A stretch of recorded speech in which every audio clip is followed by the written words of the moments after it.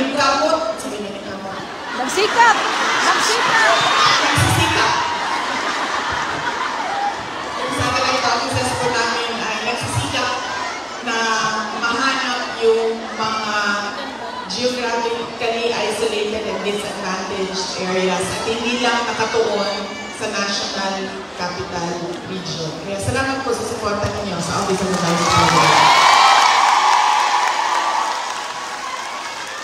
Ang susunod po na pagpapasalamat ko ay ang mahal ko kayo.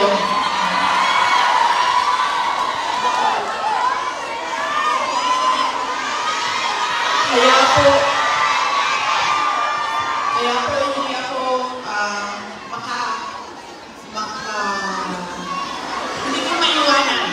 hindi ko maiwanan ang aking katayuan, ang mapapwestong posisyon dahil sa inyong lahat.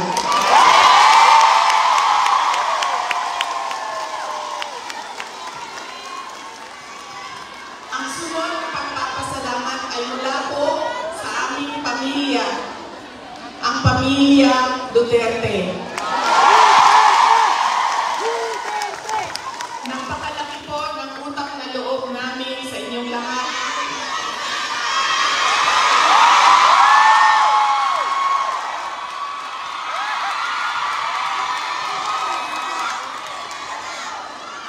Kapag tayo ang utang ang kabubuton kaninyong tanan sa inyo. Sa pagkakataon na ibinibigay ninyo sa amin na makaservisyo o makapagtrabaho sa ating pamahalaan. Sa oportunidad na ginahatag ninyong kanamo na makasilbi sa ato ang nasod. Maraming salamat po sa inyong lahat.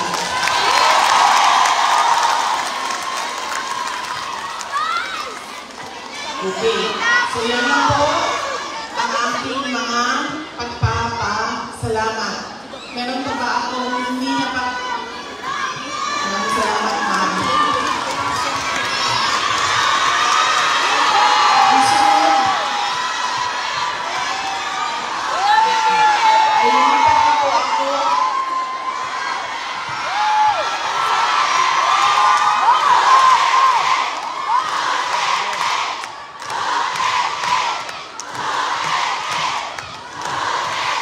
Paminaw sa mo ba?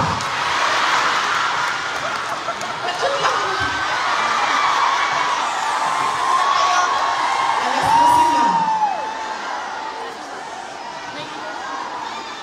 Alas 12 na kasi magpakaon sa ito ay uni. Diet! Diet! Diet! Fasting kami!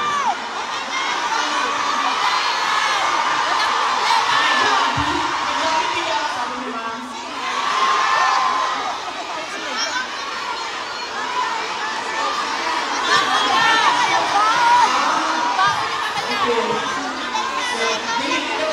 Hindi na pala kakain lahat.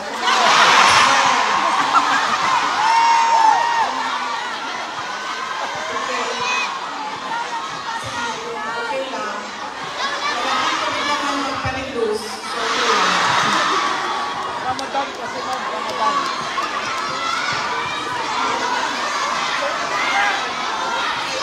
Darating tayo dyan sa ayuda na yan.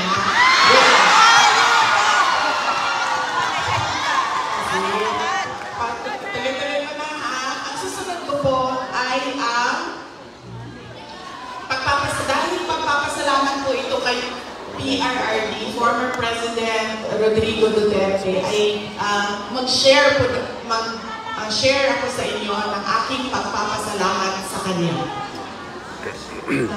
Medyo mahaba itong kwento na ito, so mamaya nyo na sigilin yung mga suspension order ninyo.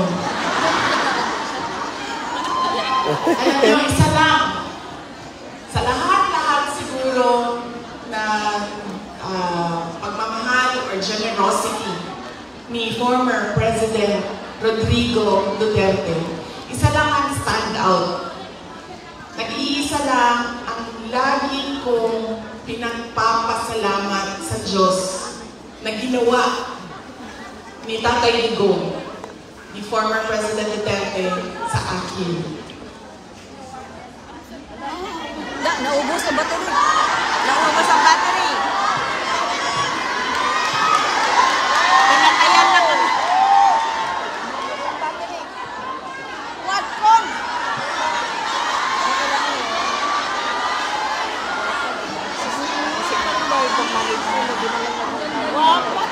Baba kayo na! We love you! We love you!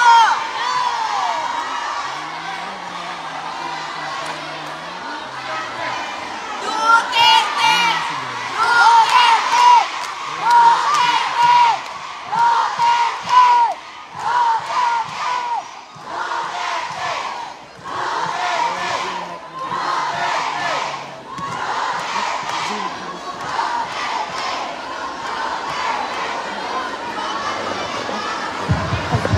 I don't know how to... Okay na?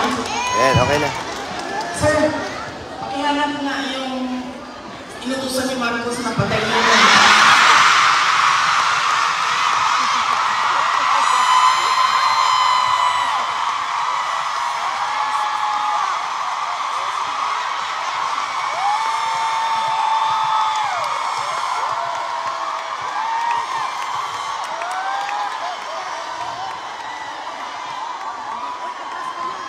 Yan. Dahil sa mga ganyan, Proud Team Suko. nakasuhan ako eh.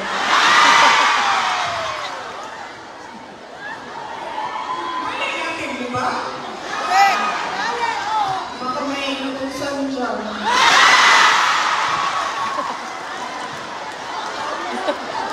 May magsusumbong na dyan. Okay. Sabi ng Salamat. Peros may traitor sa... Ulit-ulit yan pag napapaisip ako sa tatay ko. Binigyan halaga niya at inulit-ulit niya sa akin ang kahalagahan ng edukasyon. Huwag maingay. Hindi niya ako tinigilan. Alam niyo, Hindi ako nakinig. si PRD, yun po yung mga nasa harap, kailangan niyo po umupo kasi hindi makakita yung nasa likod. Hindi siya tulad ng tatay ninyo na malambing, mapagmahal. Hindi ganyan ang tatay ko. Ang tatay ko galing siya sa generation na laging galit. Diba? Sino yung mga magulang na yung generation na laging galit?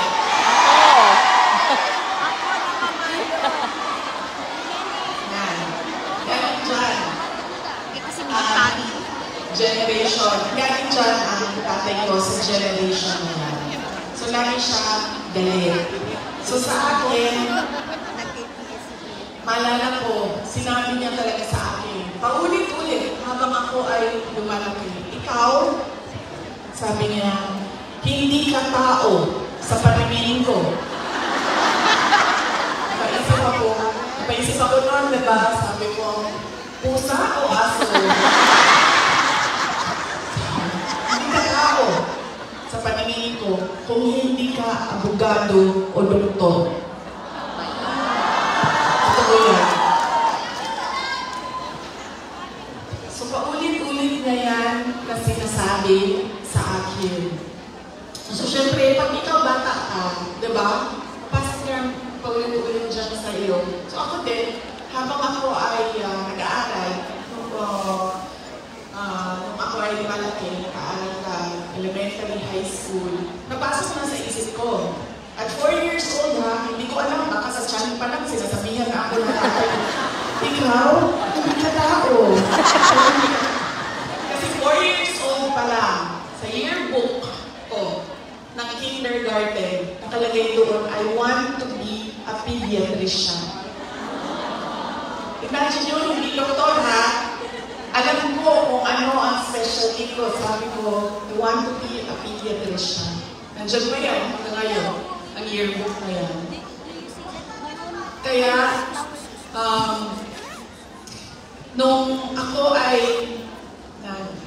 paulit-ulit yun, alam ko na na magiging doktor ako, alam ko na magiging doktor ako. Nung panahon na kailangan mag-apply ng entrance exams sa college, di ba? Kailangan natin mag-apply sa mga colleges and universities.